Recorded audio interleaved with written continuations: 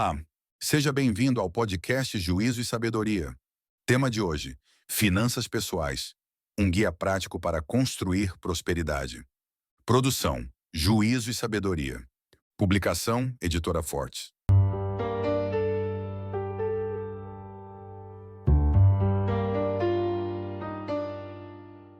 Capítulo 9: Comunicação financeira no casal.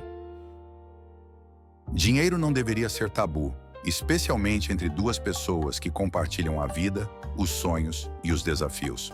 No entanto, a falta de diálogo sobre finanças ainda é uma das maiores causas de brigas e separações.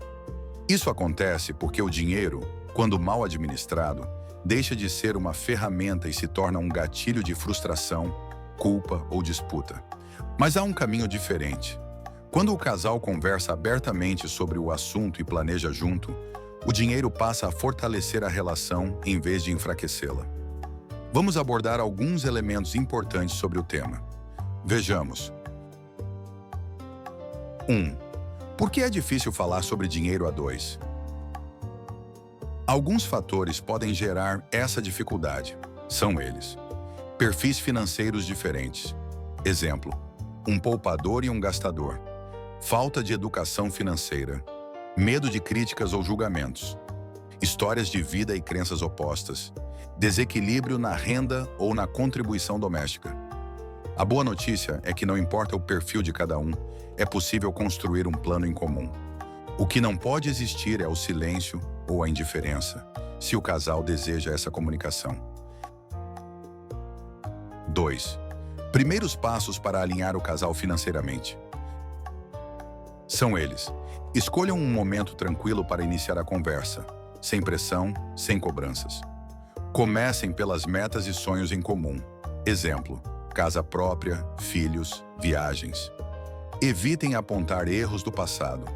Foquem em construir o futuro. Compartilhem a real situação financeira de cada um, tais como rendas, dívidas, hábitos. 3. Contas separadas ou conjuntas. Não existe fórmula única. O importante é ter transparência e clareza sobre o que cada um contribui e como são tomadas as decisões. Veja a seguir alguns modelos comuns. Contas separadas mais uma conta conjunta para despesas da casa. Tudo junto, renda somada, gastos centralizados. Tudo separado, porém combinando com clareza sobre quem paga o que nos gastos da casa. A dica mais importante é: escolham um modelo que melhor funciona para a realidade e maturidade do casal, mas não deixem de planejar juntos. 4. Como evitar conflitos sobre dinheiro? Adote as seguintes providências. Criem um orçamento compartilhado, mesmo que tenham contas separadas. Estabeleçam metas conjuntas e metas individuais. Façam reuniões mensais para revisar o orçamento e ajustar o planejamento. Respeitem o estilo de consumo um do outro, mas com limites acordados. Tratem o dinheiro como um aliado da relação, não como arma de controle. 5. Perfis complementares podem se fortalecer. O casal e, quando necessário, os demais membros da família devem todos juntos contribuir entre si, buscando complementar seus perfis, sempre visando harmonia nos gastos e no orçamento familiar, observando as recomendações a seguir. O poupador pode ajudar o gastador a pensar no futuro. O gastador pode ajudar o poupador a viver melhor o presente. O financista traz organização, enquanto o desligado traz leveza. O segredo está em cada um usar sua força para ajudar o outro, não para impor sua vontade. Planejamento a dois ou mais é parceria, não competição. 6. E quando há desequilíbrio na renda? O casal poderá conviver com um desequilíbrio de renda entre si. Entretanto, deve observar os pontos a seguir. O mais importante é não deixar isso virar um desequilíbrio no respeito. Se um ganha mais, não significa que vale mais. O casal deve alinhar expectativas e encontrar um modelo justo de contribuição, proporcional ou igual conforme o contexto. O ideal é que os dois se sintam pertencentes e responsáveis pelo plano financeiro. Conclusão: conversar sobre dinheiro é conversar sobre valores, prioridades e sonhos.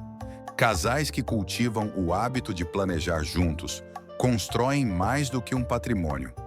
Constroem uma relação sólida, madura e alinhada.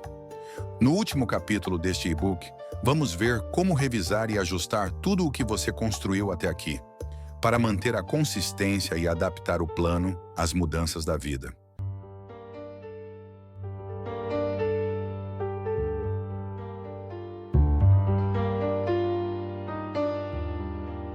Agora vamos ouvir as análises e reflexões sobre o conteúdo apresentado. Falar sobre dinheiro a dois, nossa, é um assunto que ainda causa uns arrepios em muitos casais, né? Com certeza. É delicado. Mas olha, o material que a gente analisou sugere uma coisa interessante. Que essa conversa, que parece às vezes um campo minado, pode, na verdade, ser um dos pilares mais fortes da relação. Exatamente. A nossa missão aqui hoje é tentar desvendar um pouco como transformar esse diálogo, que muitas vezes é tenso, sabe, em algo bom, algo produtivo, que fortaleça mesmo. Ok, vamos lá. Vamos abrir essa caixa. É um ponto crucial, sim. Porque, olha, as finanças do casal têm um potencial enorme, né? Podem, por um lado, alimentar frustrações, brigas. Sim, felizmente. Ou, por outro lado, podem impulsionar projetos de vida juntos. E o que faz a diferença, segundo essa análise que fizemos, é a qualidade da comunicação. E, claro, ter um plano conjunto. Um plano. Faz sentido. Pois é, quando o diálogo flui bem, o dinheiro vira ponte, sabe? E não um muro entre os dois. Mas por que é tão espinhoso assim para tanta gente? O material que a gente viu aponta várias camadas, né? Várias. Tem, por exemplo, os perfis financeiros diferentes. Aquele clássico, né? Um é super poupador, o outro mais gastador. Ah, sim. O famoso equilíbrio difícil. Exato. E também tem a falta de repertório mesmo, sabe? De educação financeira. Aí pesa também o medo de ser julgado pelo outro, as histórias que cada um traz de casa sobre dinheiro, às vezes até vergonha. Histórias familiares pesam muito. Muito. E claro, diferenças de renda também podem complicar. Mas o que parece ser o problema central, o denominador comum, é o silêncio. Não falar sobre isso. Exato. O silêncio, ele mascara, mas não resolve nada, né? E o que eu achei fascinante nas sugestões práticas que a gente encontrou na análise são os primeiros passos para quebrar esse ciclo. Ah, legal. E quais seriam? A recomendação é, primeiro, buscar um momento calmo, sem a pressão da correria do dia a dia. Boa dica. E a abordagem inicial, olha que interessante, começar falando dos sonhos que os dois têm juntos. Aquela viagem, a casa nova, talvez a educação dos filhos.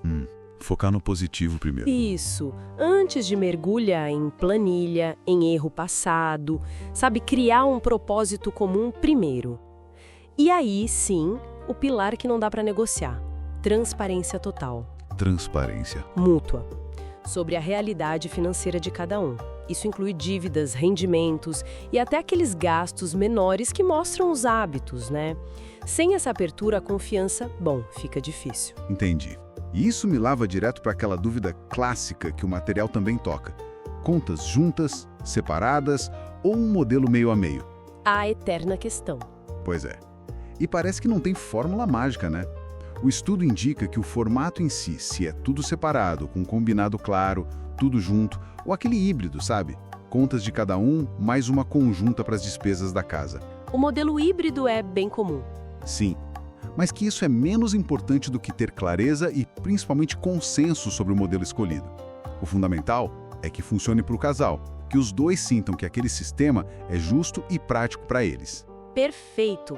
E para fazer funcionar no dia a dia e tentar minimizar os atritos, algumas estratégias foram destacadas, né? Quais? Mesmo se as contas forem separadas, criar um orçamento conjunto é vital. Ali se define o que é nosso e o que continua sendo seu ou meu. Delimitar bem os espaços. Isso. Definir metas financeiras tanto as do casal quanto as individuais, porque cada um tem sua autonomia também, né? Claro. Outro ponto-chave é a regularidade. Tipo, estabelecer conversas periódicas, talvez mensais, não para ficar cobrando, mas para calibrar, ajustar os planos, até comemorar pequenas vitórias. Manter a conversa viva. Exatamente.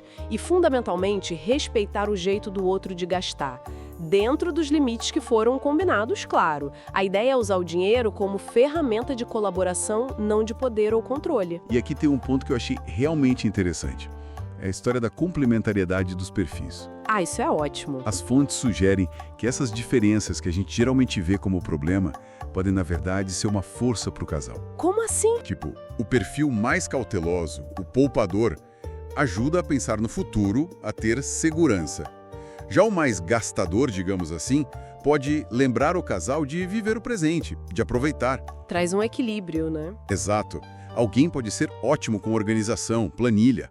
O outro pode ter uma visão mais criativa para, sei lá, gerar uma renda extra. A análise aponta que o segredo é ver essas características como recursos para o time, sabe? E não como defeitos que precisam ser consertados no outro. É parceria. Precisamente. É somar forças. E essa ideia de parceria vale muito para um ponto bem sensível que a análise também explora: o desequilíbrio de renda entre o casal. Ah, sim. Isso pega para muita gente. Pega. E é crucial, segundo o material, separar completamente o valor financeiro do valor pessoal.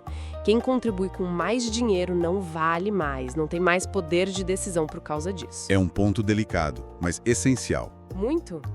O desafio é construir um modelo de contribuição que pode ser proporcional ao que cada um ganha ou igualitário, depende do acordo do casal, mas que reforce esse senso de equipe. Os dois precisam se sentir donos do plano financeiro, responsáveis por ele, não importa quanto cada um coloque na conta todo mês. Entendi.